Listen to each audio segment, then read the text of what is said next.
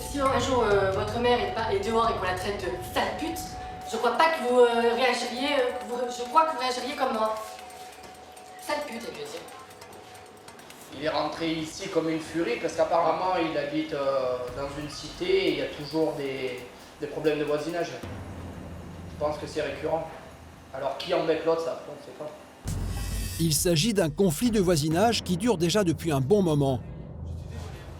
Donc après, si votre maman, c'est ça, a été insultée par, Elle a été insultée, oui. par une voisine, il faut qu'elle aille déposer plainte à la gendarmerie. On est déjà allé déposer plainte parce que son compagnon l'a frappé. Là maintenant, il la traite. Non mais attendez, et après il faut rester calme. C'est une dame qui a 63 ans. On vous dit juste, avec comment ça s'appelle, l'agent qui est ici, qui est pour rien, qui vous écoute et qui est là aussi pour vous aider. Non, de ne pas manquer le temps, c'est tout, monsieur. C'est tout ce qu'on vous Je ne demande. pas agresser, monsieur, attendez, il y en a qui doivent vous agresser et tout. J'appelle pas ça une agression, hein. Le jeune homme rentre chez lui, mais l'affaire ne s'arrête pas là. En début de soirée, Aurélien est appelé par la mère du jeune homme.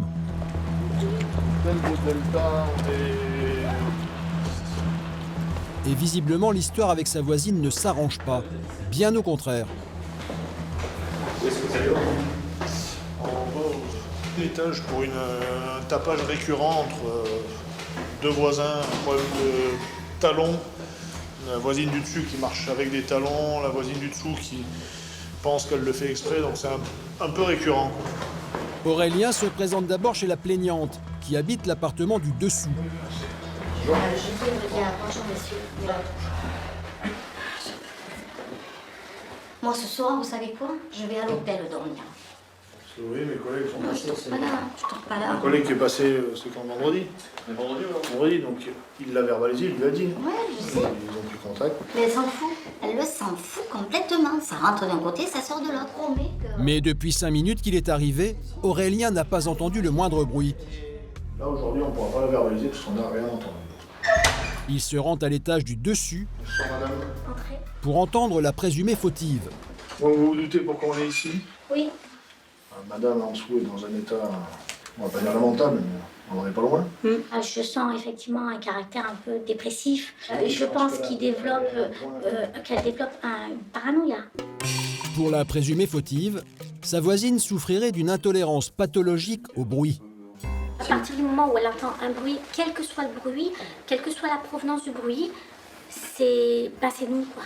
Bon, là, je sais pas avec quoi elle tape. Un balai ou un truc en bois ou quelque chose de lourd.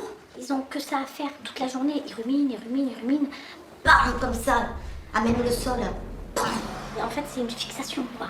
Ils ont ça dans la tête, là, en ce moment, et je sais pas quoi faire. Ah ben, c'est moi la fautive, hein. C'est pas elle, c'est moi. C'est moi qui supporte rien, c'est moi que... En présence de la police, les deux voisines restent calmes. Mais ce n'est pas toujours le cas. La veille au soir, elles en sont venues aux mains. Alors, hier au soir, d'un coup, bon, sonnette, incessante, coup de pied, coup de poing. Moi, j'ai pensé GIGN. Je me suis dit, ce qu'on voit à la télé.